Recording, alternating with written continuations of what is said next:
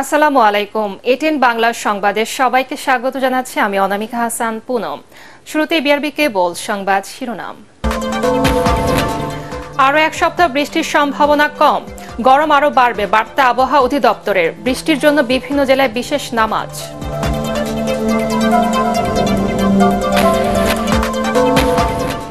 6 দিনের সরকারি সফরে থাইল্যান্ডে প্রধানমন্ত্রী। বিমানবন্দরে লাল গালিচার সংবর্ধনা, সই হবে একটি চুক্তি ও 4টি সমঝোতার স্মারক। জলবায়ু পরিবর্তনের ক্ষতিকর প্রভাব মোকাবেলায় বাংলাদেশ ও ভারত একসাথে কাজ করবে বললেন দেশটির হাই কমিশনার। রোহিঙ্গা প্রত্যাবাসনের সহযোগিতার আশ্বাস। শুনছিলেন বিআরবি কেবল সংবাদ শিরোনাম। এবারে বিস্তারিত। সহসায় যাচ্ছে না তাপ প্রবাহ, বৃষ্টির সম্ভাবনাও খুব কম। আবহাওয়া অধিদপ্তর বলছে মের প্রথম সপ্তাহ পর্যন্ত থাকতে পারে অসহনীয় এ পরিস্থিতি। চলমান তাপদাহ আগামী দুদিনে আরও বাড়বে। দুর্বিষহ এই গরমের কারণে হিট স্ট্রোক, ডায়রিয়া, নিউমোনিয়া সহ পানিবাহিত রোগীর সংখ্যা আরও বাড়ার আশঙ্কা করছেন চিকিৎসকরা। শারফুল আলমের রিপোর্ট। বৈশাখের দ্বিতীয় সপ্তাহ, রোদ আর তাপের প্রখরতায় রেকর্ড বাজছে, নেই বৃষ্টির সম্ভাবনা, বাতাসের প্রবাহও কম। এরই মধ্যে নিয়ম করে চলছে জনজীবন। চলমান তাপদাহে সবচেয়ে বেশি কষ্টের সম্মুখীন শ্রমজীবী মানুষ। খুব কষ্ট হইতেছে, 120 টাকা ভাড়া ভাড়া 30 টাকা খাইছি। বিরাট কষ্ট হইতেছে কাকা, 50 টাকা রুজি করলে আরো 100 টাকার সময় বয়ে থাকতে হয়। অনেক গরম, আর বাপ সাংঘাতিক। একটা খেপ মারলে পানি খাইতে হয়, ঠান্ডা পানি খাইতে হয়, লোক এমনি নাই। গরমে আপাতত কোনো স্বস্তির খবর নেই। বৃষ্টি বা কালবৈশাখী ঝড়ের পূর্বাভাসও নেই আবহাওয়া অফিসে। যে তাপপ্রবাহ মৃদু থেকে মাঝারি ধরনের তাপপ্রবাহ সেটা অব্যাহত আছে এবং সামনের দিনগুলোতেও এই পরিস্থিতি অব্যাহত থাকবে। বিস্তীর্ণ এলাকায় বৃষ্টি হবে না তত সময় পর্যন্ত টেম্পারেচারের খুব বেশি ভেরিয়েশনের সম্ভাবনা নেই। বর্তমান যে সিচুয়েশন আছে, বৃষ্টিপাতের সম্ভাবনা খুবই কম। তীব্র গরমের কারণে বিপর্যস্ত জনজীবন, চারপাশেই হাঁসফাঁস অবস্থা। এমন অস্বস্তিকর আবহাওয়ায় সবচেয়ে বেশি সমস্যায় শিশু ও বয়স্করা। ঠান্ডা, কাশি, জ্বর বেশ কয়েকদিন ধরে অনেক গরম পড়েছে, তো সেই জন্য এইবার যেটা দেখতে পাচ্ছি যে জ্বর, ঠান্ডা, কাশি, নিউমোনিয়া রোগীগুলো তুলনামূলকভাবে বেশি। এছাড়া আমরা ডায়রিয়া রোগী, বিভিন্ন স্কিন ডিজিজ, পানিবাহিত রোগ, জন্ডিস, টাইফয়েড এই রোগগুলোও দেখতে পাচ্ছি। খুব অতিরিক্ত ঘেমে গেলে অল্প পরিমাণে স্যালাইনের পানিও খেতে পারে। আর এছাড়া পুষ্টিকর খাবার, সহজপাচ্য খাবারগুলো, বাইরের কোনো অতিরিক্ত তৈলাক্ত বাসি খাবার খাওয়া যাবে না। ফ্রিজের পানি সরাসরি ঠান্ডা করে না খাওয়ার জন্য অনুরোধ করছি। চিকিৎসকরা জানিয়েছেন গরমে পানি ও তরল জাতীয় খাবার বেশি খেতে হবে, পরতে হবে হালকা পোশাক। শারফুল আলম, এটিএন বাংলা, ঢাকা। খরতাপ আর অসহ্য গরম থেকে বাঁচতে বৃষ্টির জন্য দেশের জেলা, উপজেলা এমনকি গ্রাম পর্যায়ে ইস্তেশকার, বিশেষ নামাজ ও দোয়া হচ্ছে। সৃষ্টিকর্তার করুণা চেয়ে কাঁদছেন লাখো মানুষ। প্রচণ্ড রোদ ও তাপ প্রবাহের মধ্যে খোলা ময়দানে এই বিশেষ প্রার্থনা করছেন তারা। প্রতিনিধিদের পাঠানো তথ্য ছবিতে আরো জানাচ্ছেন তামান্না জেনিফার। প্রচণ্ড তাপদাহে পুড়ছে তিস্তা, ব্রহ্মপুত্র ও ঘাঘট নদী তীরের কুড়িগ্রাম জেলা। প্রখর রোদ ও গরম থেকে পরিত্রাণের জন্য মহান সৃষ্টিকর্তার রহমত চেয়ে সকালে কুড়িগ্রাম সদর উপজেলা ঈদগাহ মাঠে কয়েকশো ধর্মপ্রাণ মুসল্লি বৃষ্টির জন্য বিশেষ এ নামাজে অংশ নেন। এ সময় পাঞ্জাবি ও টুপি উল্টো করে পড়েন তারা। শত শত লোক এখানে আমরা নামাজ আদায় করলাম যাতে আল্লাহ তাআলা আমাদেরকে বৃষ্টি দান করেন। এই বৃষ্টিতে যেন ফসলাদি, যত গাছপালা, এগুলো যেন ভালো থাকে, আল্লাহর জন্য রহমত বর্ষিত হয়। অন্যান্য নামাজের মতোই, তবে এই নামাজের সময় আমরা দাঁড়িয়ে মোনাজাত করি। নামাজ শেষে, 2 রাকাত নামাজ শেষে আমরা খুতবা দেই এবং পোশাকটা আমরা উল্টাই পরি। এই মৌসুমে দেশের সর্বোচ্চ তাপমাত্রা রেকর্ড হওয়া জেলা চুয়াডাঙ্গাতেও স্বস্তির বৃষ্টি চেয়ে নামাজ আদায় করা হয়। জেলা টাউন হল ফুটবল মাঠে অনুষ্ঠিত এই নামাজ ও প্রার্থনায় অংশ নেন বিভিন্ন বয়সী মানুষ। খরার বিপর্যয় থেকে ক্ষেতের ফসল ও জনজীবন রক্ষায় মহান আল্লাহর করুণা ভিক্ষা করেন মুসল্লিরা। এদিকে প্রচণ্ড তাপ প্রবাহে অতিষ্ঠ ঝিনাইদহবাসী বৃষ্টির আশায় নামাজ আদায় করেছেন। জেলা শহরের ওয়াজির আলী স্কুল মাঠে জেলা ইমাম পরিষদের আয়োজনে এই নামাজ ও দোয়া অনুষ্ঠিত হয়। অনাবৃষ্টি ও গরম থেকে মুক্তির জন্য বাগেরহাটের মোংলায় নামাজ ও দোয়া হয়েছে বুধবার সকালে। মোংলা ঈদগাহ মাঠে খোলা আকাশের নিচে সর্বস্তরের মুসল্লিরা প্রাকৃতিক দুর্যোগ থেকে মুক্তিসহ দেশ ও জাতির কল্যাণে প্রার্থনা করেন। সীমান্ত জেলা চাঁপাইনবাবগঞ্জের শিবগঞ্জ উপজেলার শাহবাজপুর ইউনিয়নের স্থানীয় তরুণ যুব সমাজের আয়োজনে বৃষ্টির জন্য বিশেষ প্রার্থনার আয়োজন করা হয়। ঐতিহাসিক সোনা মসজিদ প্রাঙ্গণে অনুষ্ঠিত নামাজে অংশ নেন হাফিজিয়া মাদ্রাসার ছাত্র শিক্ষক সহ এলাকার ধর্মপ্রাণ হাজারো মানুষ।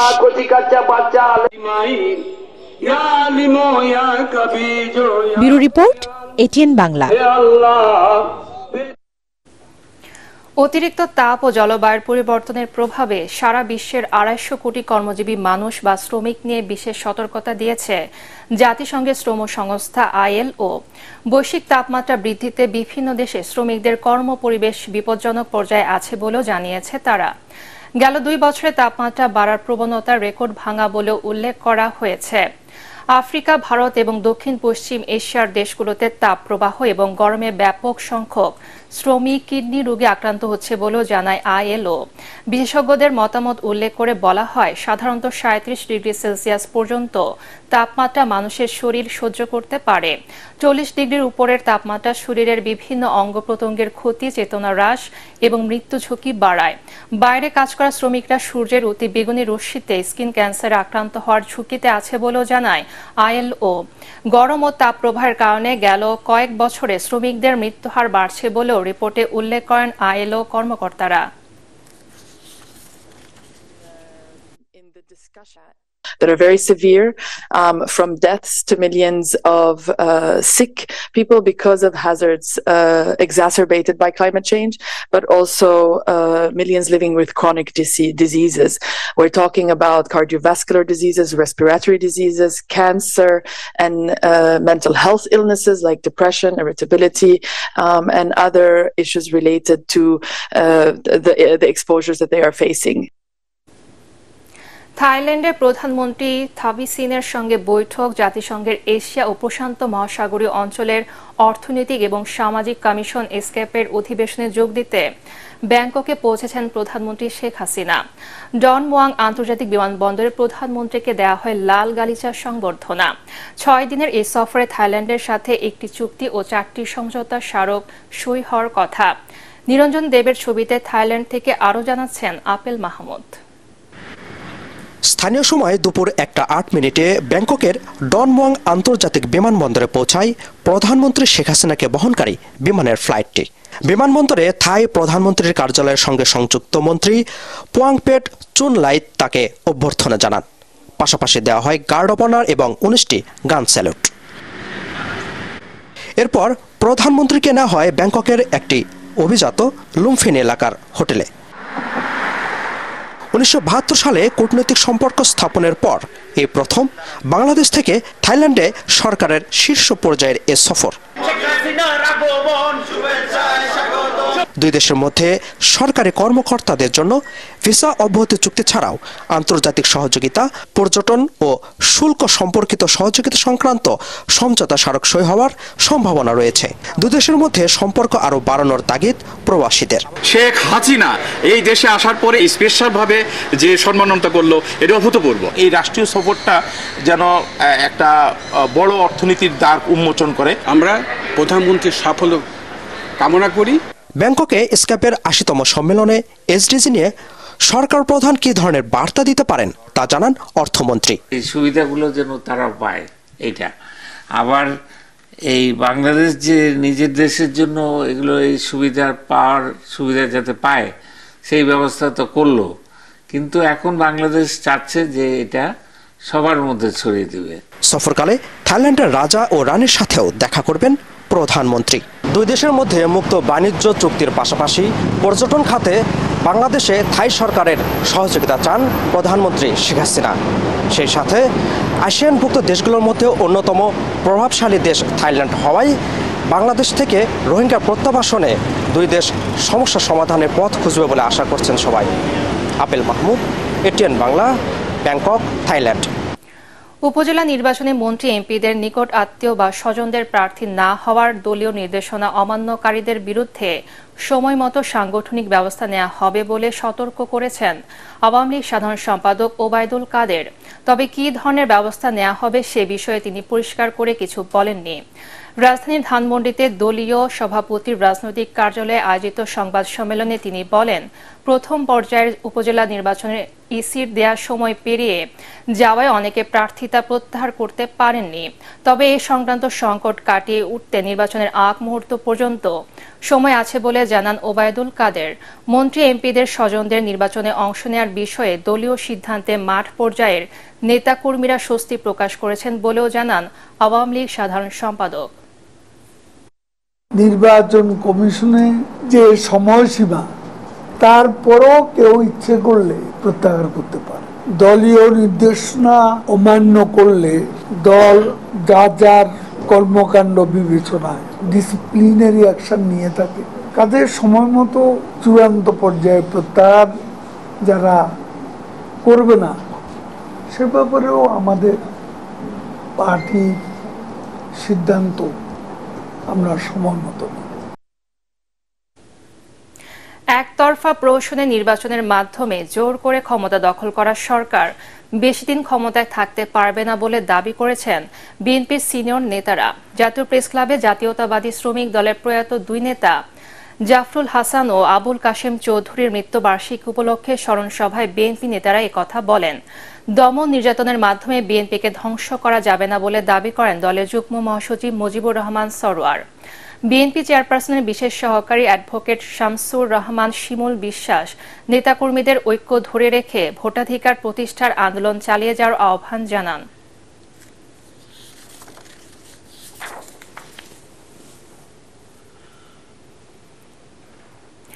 জলবায়ু পরিবর্তনের ক্ষতিকর প্রভাব মোকাবেলায় বাংলাদেশ ও ভারত একসাথে কাজ করবে বলে জানিয়েছেন ঢাকায় নিযুক্ত ভারতের হাই কমিশনার প্রণয় ভার্মা। সচিবালয় দুর্যোগ ব্যবস্থাপনা ও ত্রাণ প্রতিমন্ত্রী মহিবুর রহমানের সাথে সাক্ষাৎ শেষে কথা বলেন তিনি। রোহিঙ্গা প্রত্যাবাসনের সহযোগিতা করতে ভারত আবারও আশ্বাস দিয়েছে বলে জানান দুর্যোগ প্রতিমন্ত্রী। রিপোর্ট করছেন মাহবুব কবির চপল। নতুন সরকার দায়িত্ব নেওয়ার পর মন্ত্রীদের সাথে সৌজন্য সাক্ষাৎ করছেন ভারতের হাইকমিশনার প্রণয় ভার্মা।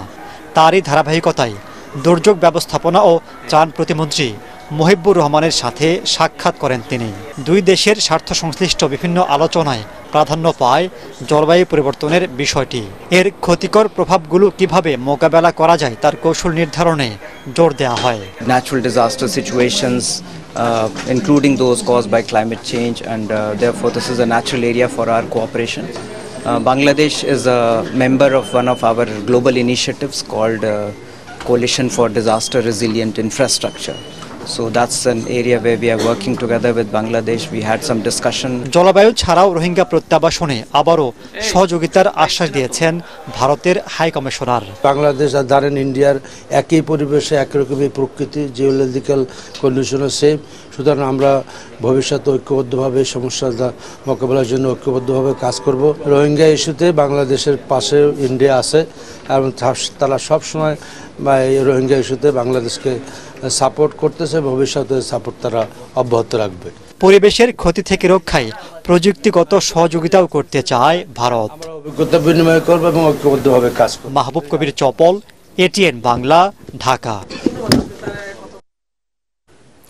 সুপ্রিম কোর্টের আপিল বিভাগে নিয়োগ পেয়েছেন 3 বিচারপতি। তারা হলেন বিচারপতি মোহাম্মদ আব্দুল হাফিজ, বিচারপতি মোহাম্মদ শাহিনুর ইসলাম এবং বিচারপতি কাশিফা হোসেন। রাষ্ট্রপতির আদেশক্রমে তাদের নিয়োগ দিয়ে বুধবার এ বিষয়ে প্রজ্ঞাপন জারি করেছে আইন মন্ত্রণালয়।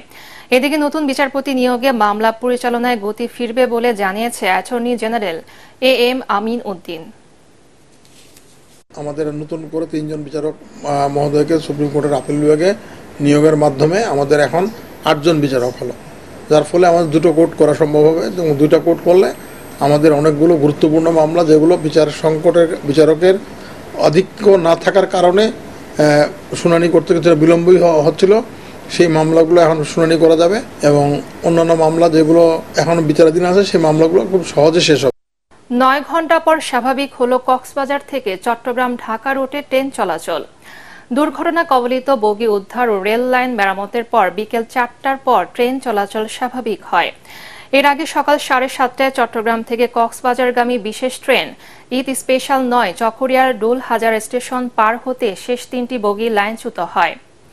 তবে এতে হতাহতের কোনো ঘটনা ঘটেনি। প্রচণ্ড গরম সহ নানা কারণে লাইনের অবস্থান সরে যাওয়ায় বগি 3টি লাইনচ্যুত হয় বলে প্রাথমিকভাবে ধারণা করা হচ্ছে। এবার আল আরাফা ইসলামী ব্যাংক অর্থ সংবাদ।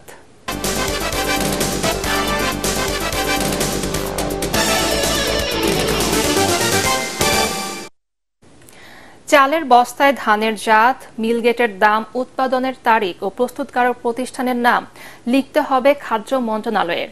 এমন নির্দেশনা মানছেন না মানিকগঞ্জের ব্যবসায়ীরা। ফলে ভোক্তা পর্যায়ে চাল ক্রয়ের প্রতারণার আশঙ্কা থাকছে জেলার বিভিন্ন গোদাম, আড়ত ও বাজারে। মানিকগঞ্জ প্রতিনিধি শহীদুল ইসলাম সুজনের পাঠানো রিপোর্ট জানাচ্ছেন মনির হোসেন তপু। ভোক্তার অধিকার সংরক্ষণে পহেলা বৈশাখ থেকে বাণিজ্যিক চাল সরবরাহের প্রাক্কালে বস্তার উপর মিলের নাম, জেলা ও উপজেলার নাম, উৎপাদনের তারিখ, মূল্য ও ওজন উল্লেখের নির্দেশনা জারি করে খাদ্য মন্ত্রণালয়। এক্ষেত্রে মিলগেট দামের পাশাপাশি বস্তায় প্রতিষ্ঠান চাইলে সর্বোচ্চ খুচরা মূল্য উল্লেখ করতে পারবে বলেও জানানো হয়। নির্দেশনা অমান্যকারীদের 2 বছরের কারাদণ্ড অথবা সর্বোচ্চ 15 লাখ টাকা জরিমানা অথবা উভয় দণ্ডে দণ্ডিত করার বিধানও আছে। এরপরও সেই নির্দেশনা মানা হচ্ছে না। মিল পাড়িতে থেকে দিলে আমরা আনতে পারবো। আমরা মিল পাড়িতে চাপ দিছি যে আমাদের এবেলে রেট দেন, সরকার যেহেতু ধরছে, আমরা না দিলে আমরা করতে পাবো।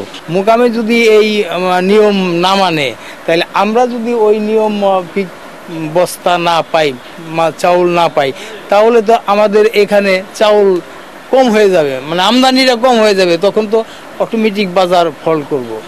জেলার বিভিন্ন বাজার ঘুরে দেখা গেছে একই জাতের ধান থেকে উৎপাদিত চাল ভিন্ন ভিন্ন নাম ও দামে বিক্রি হচ্ছে। চালের দাম অযৌক্তিক পর্যায়ে গেলে বা হঠাৎ বৃদ্ধি পেলে মেলার পাইকারি বিক্রেতা ও খুচরা বিক্রেতা একে অপরকে দুষছেন। পুরাতন বস্তাগুলো বিক্রি করার জন্য আমাদের কাছে একটু সময় চেয়েছেন, আমরা তাদেরকে সেই সময়টা প্রদান করতে চেয়েছি এবং তাদেরকে বলা হয়েছে পরবর্তীতে যদি নতুন চালের বস্তাগুলোতে মিলগেট মূল্য, ধানের জাত, এই বিষয়গুলো যদি উল্লেখ করা না থাকে, আমরা স্থানীয় প্রশাসনের সহযোগিতায় কঠোর ব্যবস্থা গ্রহণ করব। চালের বাজার মূল্য সহনশীল ও যৌক্তিক পর্যায়ে রাখতে ধানের নামেই যাতে চাল বাজারে বিক্রি হয় তা নিশ্চিতের তাগিদ দিয়েছেন খাদ্য অধিদপ্তরের স্থানীয় কর্মকর্তারা। Bureau report, ATN Bangla. Cinema hall ভেঙে তৈরি হবে মাদ্রাসা। নরসিংদীর রায়পুরা উপজেলার হাসনাবাদ এলাকার ছন্দা সিনেমা হলটি কিনে এমনই ঘোষণা দিয়েছে ইদ্রিসিয়া দারুল কোরআন মাদ্রাসা কর্তৃপক্ষ। এর জন্য 20 লাখ টাকা বায়নাও করা হয়েছে। নরসিংদী প্রতিনিধি বেনজির আহমেদ বিনুর তথ্য ও ছবিতে রিপোর্ট করছেন SM আশরাফ। 80-র দশকে প্রতিষ্ঠিত হলেও গত 10 বছরে দর্শকদের হল বিমুখতায় কোনো রকমে টিকে ছিল সিনেমা হলটি। কিন্তু বিদ্যুৎ বিল, কর্মচারীদের বেতন সহ রক্ষণাবেক্ষণ খরচও এখন উঠছিল না। সিনেমা হল আমরা মনে করি যে একটা সাংস্কৃতিক অনুষ্ঠান, কিন্তু এটা আগের মতো এখন আর চলে না। এই কারণে মালিক পক্ষ লসের মধ্যে আছে, তো চাইতেছে এটা বিক্রি করার জন্য আর কি। তো পাশে যেহেতু সিনেমা মাদ্রাসা আছে, মাদ্রাসার সাথে আলোচনা হয়েছে যে মাদ্রাসার কাছে বিক্রি করবো, যেহেতু তারা বিক্রি করার জন্য রাজি হয়েছে। তো আমরা এই কারণে এলাকাবাসীও খুশি, চাই যে একটা বড় একটা প্রতিষ্ঠান হোক, সবাই এখানে শিক্ষা অর্জন করো, এই আমাদের আশা প্রত্যাশা। পাশেই থাকা ইদ্রিসিয়া দারুল কোরআন মাদ্রাসার শিক্ষার্থী বাড়ছিল, তাই তাদেরও বাড়তি জায়গার প্রয়োজন পড়ে। 30% জায়গাটির চুক্তি মূল্য ধরা হয় 1,30,00,000 টাকা। এই মহৎ কাজে অংশ নেয়ার সহযোগিতা কামনা করে সামনের রাস্তায় টানানো হয়েছে একটি ব্যানারও। দলিল মিলায় 1.5 কোটি টাকা যাবে। তো ইনশাল্লাহ আমরা প্রত্যাহার যে সবাই সহযোগিতা করলে তো ইনশাল্লাহ মাদ্রাসা এখানে চালু হবে, দিনী শিক্ষা ইসলাম প্রতিষ্ঠান চালু হবে। তো এটা আমরা সবাই আশাবাদী, আলহামদুলিল্লাহ এটা আল্লাহর ঘর হবে। সাকিব খানের রাজকুমার সিনেমাটি হয়তো এই হলের শেষ শো হতে চলেছে। এদিকে হল ভেঙে মাদ্রাসা হচ্ছে, তাতে খুশি ক্রেতা বিক্রেতা সহ সর্বস্তরের মানুষ। সবাই এলাকাবাসী সবাই আমরা একমত, আমরা একযোগে সবার সহযোগিতায় এই মাদ্রাসা আমরা করার জন্য উদ্যোগ। এই কর্ম ছাড়া তো আমরা কর্ম আল্লাহ রাখছে, যে কোনো জায়গায় রাখছে, এটা তো আর কর্ম না, এটা ভালো কর্ম না। সিনেমা হল মালিকে বিক্রি করে লাইলে আমরা যে কোনো আল্লাহ যেন রিজিক রাখছে আমি যাব। এখানে একটি ইসলামী কমপ্লেক্স নির্মাণের ইচ্ছে মাদ্রাসা কর্তৃপক্ষের, আর সেই উদ্দেশ্যে ঈদ পর্যন্ত সবার অনুদানে সংগ্রহ হয়েছে 32 লাখ টাকা। Bureau report, ATN Bangla. এবার পার্টিস খেলার খবর।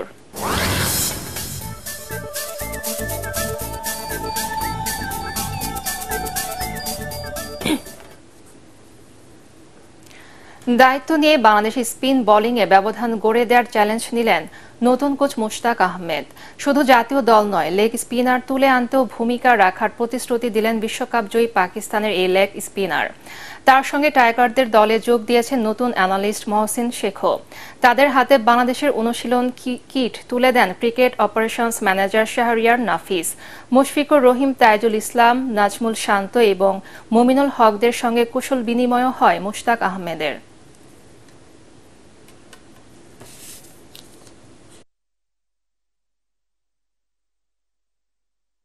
I can share that knowledge to the young people and the senior players, and hopefully we can make a difference, because I believe you can only coach those teams they are coachable, and the young people are very talented cricketers, so we can pass our experience to them, and I believe that they are very talented team and they can challenge any team. Sikandar রাজাকে অধিনায়ক করে স্বাগতিক বাংলাদেশের বিপক্ষে 5 ম্যাচের টি-20 সিরিজের জন্য 15 দল ঘোষণা করেছে জিম্বাবুয়ে। অভিজ্ঞ ক্রিকেটারদের প্রাধান্য দিয়ে শক্তিশালী দলই সাজিয়েছে জিম্বাবুয়ে। দলে নতুন মুখ জোনাথন ক্যাম্পবেল, এছাড়া ফিরেছেন তাদি ওয়ানেশে, মারুমানি ও ফারাজ আকরাম। বাংলাদেশ সফরে জিম্বাবুয়ের প্রধান কোচের দায়িত্ব পালন করবেন মাসি কেনিয়ারি। আগামী 3 মে চট্টগ্রামে শুরু হবে সিরিজের প্রথম ম্যাচ। শেষ করার আগে বিআরবি কেবল সংবাদ শিরোনাম আরেকবার। আরও এক সপ্তাহ বৃষ্টির সম্ভাবনা কম, গরম আরও বাড়বে বার্তা আবহাওয়া অধিদপ্তরের। বৃষ্টির জন্য বিভিন্ন জেলায় বিশেষ নামাজ।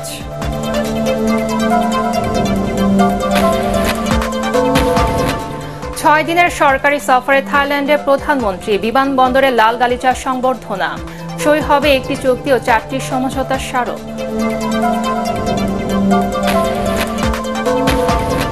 জলবায়ু পরিবর্তনের ক্ষতিকর প্রভাব মোকাবেলায় বাংলাদেশ ও ভারত একসাথে কাজ করবে বললেন দেশটির হাই কমিশনার। রোহিঙ্গা প্রত্যাবাসনে সহযোগিতার আশ্বাস। পরবর্তী সংবাদ দেখার আমন্ত্রণ জানিয়ে এখনকার মতো শেষ করছি। এটিএন বাংলা সংবাদ ইউটিউবে দেখতে ব্রাউজ করুন, youtube/ATN বাংলা নিউজ। ধন্যবাদ সবাইকে।